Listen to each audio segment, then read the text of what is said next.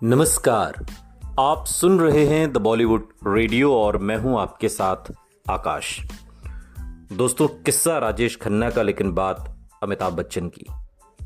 उन दिनों film industry में अमिताभ बच्चन का कद बढ़ने लगा था। फिल्म निर्माताओं के मन में राजेश खन्ना की जो छवि थी, अमिताभ बच्चन उससे बिल्कुल अलग थे। राजेश खन्ना शूटिंग पर देर से आने और यहां तक कि मूड न होने पर शूटिंग कैंसिल तक कर देने के लिए मशहूर थे। वहीं अमिताभ बच्चन अनुशासन का दूसरा नाम थे। कॉल टाइम से 2 मिनट पहले पहुंचना उनकी खासियत थी। सेट्स पर वो पूरी तरह निर्देशक की बात सुनते थे। मीडिया में भी राजेश खन्ना के खिलाफ जैसे एक लहर उन दिनों चल रही थी। उस दौर की कई पत्रिकाओं में अमिताभ बच्चन को राजेश खन्ना के सुपर स्टारडम का दावेदार तक बताया जाने लगा।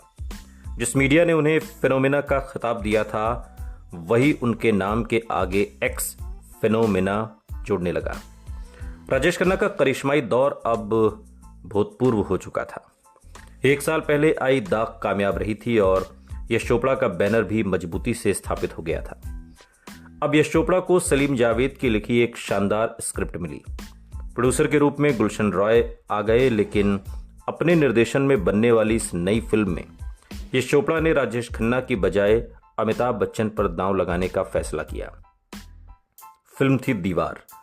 हालांकि राजेश खन्ना ने अपने इंटरव्यूज में यह बात कही थी कि यश चोपड़ा ने दीवार पहले उन्हें ऑफर की थी, मगर फिल्म की लेखक जोड़ी सलीम जावेद के सलीम खान ने इस बात से इनकार करते हुए एक इंटरव्यू में कहा कि दीवार के रोल के लिए कभी भी राजेश खन्ना से बात नहीं की गई। हमने वो रोल अमिताभ बच्चन के लिए ही लिखा था। वो उस रोल में पूरी तरह फिट बैठते थे, उसमें अदला बदली नहीं हो सकती थी। तकरीबन इसी दौरान यश चोपड़ा ने अपनी एक और फिल्म कभी कभी इसकी प्लानिंग शुरू कर दी।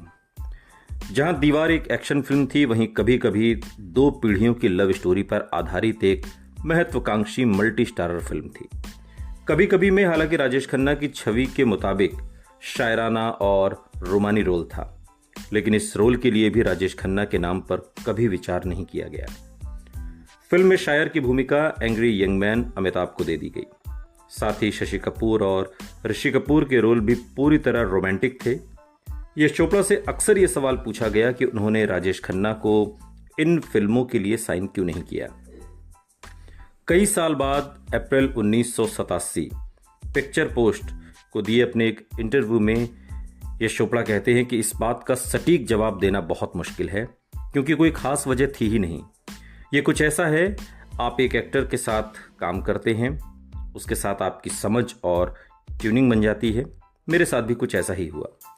फिल्म दाग के बाद मुझे लगा कि अमिताभ बच्चन फिल्म दीवार के लिए ज़्यादा सही हैं, क्योंकि उस रोल के लिए जज्बाती और टफ से दिखने वाले कलाकार की ज़रूरत थी। फिर त्रिशूल में भी इसी तरह का रोल था।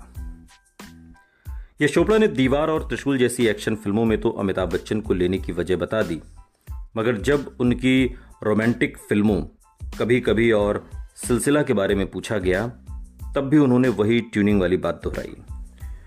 यश चोपड़ा एक इंटरव्यू में कहते हैं कि देखिए, मुझे उसी टीम की आदत पड़ गई थी, फिर मैंने उससे बाहर निकलने की कोशिश ही नहीं की।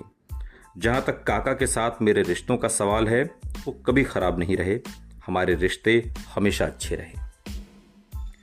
मगर कभी कभी और सिलसिला के लेखक सागर सरहदी, जो राजेश खन्ना को उनके थिएटर के दिनों से जानते थे, इस बात पर कुछ अलग ही कहानी बयां करते हैं। सागर सरहदी एक इंटरव्यू में कहते हैं कि मुझे याद है, मैंने एक बार यश चोपड़ा से कहा था कि तुमने एक बार अच्छी फिल्म दाग बनाई है और राजेश खन्ना के साथ, तो और क्यों नहीं बनाते।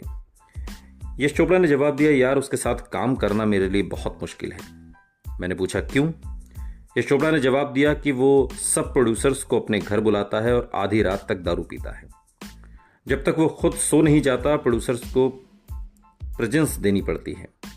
फिर अगर वो मद्रास जा रहा है तो सारे प्रोड्यूसर्स उसे एयरपोर्ट छोड़ने जाते थे, और जब लौटता था तो प्रोड्यूसर्स उसे रिसीव करने जाते थे। यश ने मुझसे कहा कि ये काम मुझसे नहीं होता, ये सुपरस्टार वाली डिमांड मुझसे पूरी नहीं होती। ये तमाम बातें यश चोपड़ा ने सागर सरहदी से कही। इस बात का जिक्र छिड़ा तो द फिल्म स्ट्रीट जर्नल की संपादक और फिल्म पत्रकार भारती एस प्रधान अपने एक इंटरव्यू में बताती हैं कि यश चोपड़ा ने भी ये सब किया जब तक उन्हें राजेश खन्ना की ज़रूरत थी। फिर उन्हें अमिताभ बच्चन के रूप में एक अल्टरनेटिव मिल गया, वरना शायद वो बाद में भी वो सब करते रहते जो राजेश खन्ना चाहते थे। ये सब एक जैसे हैं। जैसे ही स्टार का मार्केट गायब हुआ, खराब हुआ, ये सोचते हैं कि अब मैं इसकी चमचागिरी क्यों करूं। मैंने राज कपूर के अंतिम संस्कार के दिन एक बहुत बड़े निर्माता को अमिताभ बच्चन के चप्पल हाथ में लेकर चलते हुए देखा। फिल्म इंडस्ट्री में ये सब होता है। ये बातें भारती एस प्रधान ने कही। यश चोपड़ा ने जब उस समय अमिताभ बच्चन को अपनाया जब राजेश खन्ना का करिश्मा थोड़ा थोड़ा ढलने लगा था, और यश चोपड़ा ने जब उस समय राजेश खन्ना को छोड़कर नए लड़के अमिताभ को अपनी फिल्मों का हीरो बना लिया, तो ये बात राजेश खन्ना को पसंद नहीं आई। नमक हराम के बाद वो अमिताभ बच्चन को लेकर काफी असुरक्षित हो गए थे। सागर सरहदी बताते हैं कि एक बार मैं कोई स्क्रिप्ट लिखने खंडाला गया तो वहां मेरी मुलाकात राजेश खन्ना से हुई। मैंने उनसे पूछा कि यार तू यश चोपड़ा के साथ और कोई फिल्म क्यों नहीं कर रहा, तो वो चिढ़कर बोले कि यश अच्छा डायरेक्टर नहीं है, वो मेहनत बहुत कराता है, सुबह से लेकर रात, मुझसे नहीं होगी इतनी मेहनत। मैं उसकी बात सुनकर हंस पड़ा था। ये बात भी गौर करने लायक है कि उस दौर में जहां यश चोपड़ा जैसे कुछ निर्देशकों ने राजेश खन्ना के साथ दोबारा काम नहीं किया, वहीं जे ओम प्रकाश, ऋषिकेश मुखर्जी, शक्ति सामंत जैसे निर्देशक भी थे जिन्होंने राजेश खन्ना के साथ कई फिल्में बनाई। जब मैंने जे ओम प्रकाश से राजेश खन्ना के इस पहलू के बारे में पूछा तो उन्होंने जवाब दिया, राजेश खन्ना के साथ काम करना मेरी जिंदगी का सबसे आसान और बेहतरीन अनुभव रहा। सब कुछ इस बात पर निर्भर करता है कि आप अपने कलाकारों को कैसे हैंडल करते हैं। कुछ लोग गलत वादे कर देते हैं और फिर परेशानी हो जाती है। मुझे राजेश खन्ना ने कभी परेशान नहीं किया और न ही मुझे डेट्स के लिए कभी उनके बंगले में हाजिरी लगानी पड़ी। ये बातें जे ओम प्रकाश ने कही। फिल्म इंडस्ट्री के कई सीनियर टेक्नीशियंस बताते हैं कि शक्ति सामंत ने राजेश खन्ना को अहम ब्रेक दिया था और ऋषिकेश मुखर्जी को भी वो उनकी भी बहुत इज्जत करते थे। इसलिए इन सीनियर फिल्म मेकर्स के साथ वो सुपरस्टार वाले नखरे नहीं दिखाते थे और कंट्रोल में रहते थे, मगर अच्छे व्यवहार वाली खबरें कम ही छपती थीं। इस बात पर रोशनी डालते हुए निर्माता निर्देशक जे ओम प्रकाश कहते हैं कि काका की लाइफ वैसे भी जो थी वो एक्सट्रोवर्ट नहीं था, वो इंट्रोवर्ट था।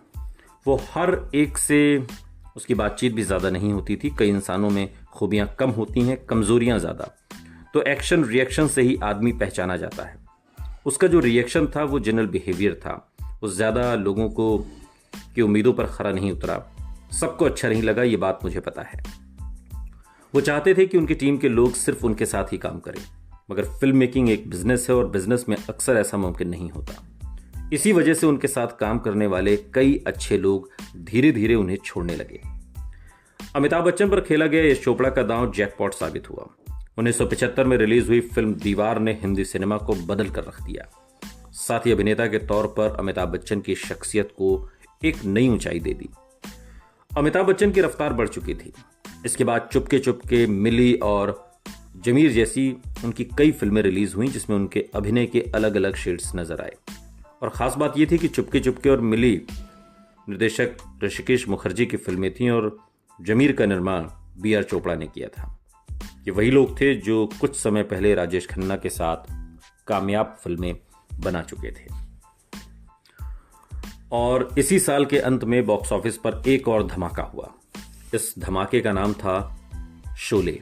पहले दीवार और अब multi starrer action film Sholay ने हिंदी फिल्म इंडस्ट्री का ट्रेंड काफी हद तक बदल कर रख दिया। रोमांटिक फिल्मों की जगह अब दर्शकों को एक्शन और मारधाड़ पसंद आने लगी। शोले के निर्देशक वही रमेश सिप्पी थे जिनकी फिल्म अंदाज सिर्फ राजेश खन्ना के गेस्ट अपीयरेंस की वजह से ब्लॉकबस्टर हो गई थी। मगर वैसी कामयाबी के बावजूद उन्होंने अंदाज के बाद कभी राजेश खन्ना के साथ काम नहीं किया। भारतीय सिनेमा के इतिहास की सबसे कामयाब फिल्मों में से एक शोले को लिखने वाले भी एक समय में राजेश खन्ना के खास रहे सलीम जावेद ही थे। ये भी धीरे धीरे काका से किनारा कर रहे थे। सवाल यह है कि ये लोग काका से किनारा क्यों कर रहे थे? चाहे वो यश चोपड़ा हों, चाहे वो जे ओम प्रकाश भी कहे जा सकते हैं, BR चोपड़ा या फिर सलीम जावेद, ये सभी लोग क्यों धीरे धीरे, या ऋषिकेश मुखर्जी भी चुपके चुपके और मिली उन्होंने राजेश खन्ना के साथ नहीं बल्कि अमिताभ बच्चन के साथ बनाई। आप क्या मानते हैं, क्या वजह रही होगी? कमेंट बॉक्स में जरूर बताइएगा। सुनते रहिए द बॉलीवुड रेडियो, सुनता है सारा इंडिया।